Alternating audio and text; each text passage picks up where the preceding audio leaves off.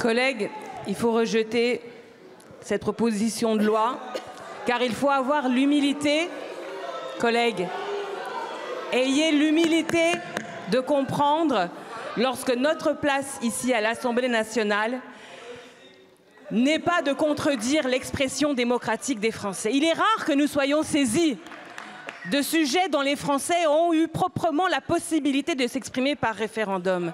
C'est le cas de ce qui nous occupe aujourd'hui. En 2005, vous le savez très bien, le traité constitutionnel européen comportait un article sur les symboles. Il a été rejeté à la majorité des Français, 55%, dans un débat approfondi. Il faut l'écouter.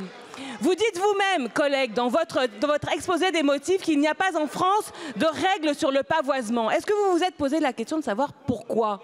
Pourquoi il n'y a pas besoin d'imposer le drapeau aux Français? Parce que naturellement et par coutume et par consentement et par adhésion, ils y adhèrent. C'est comme ça que l'on procède dans les sociétés démocratiques. L'esprit républicain, c'est de comprendre que dans notre Constitution, nous parlons du drapeau bleu, blanc, rouge, nous parlons de la devise liberté, égalité, fraternité, nous parlons du principe le gouvernement du peuple, par le peuple, pour le peuple. Rien de tout ceci n'est obligé.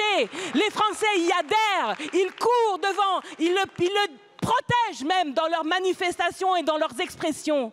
Voilà ce que vous devriez faire si vous étiez réellement démocrate et européen. Vous n'imposerez pas l'Europe par la discipline, vous l'imposerez par la liberté de l'adhésion, la libre adhésion des consciences des Français. C'est ça qui compte.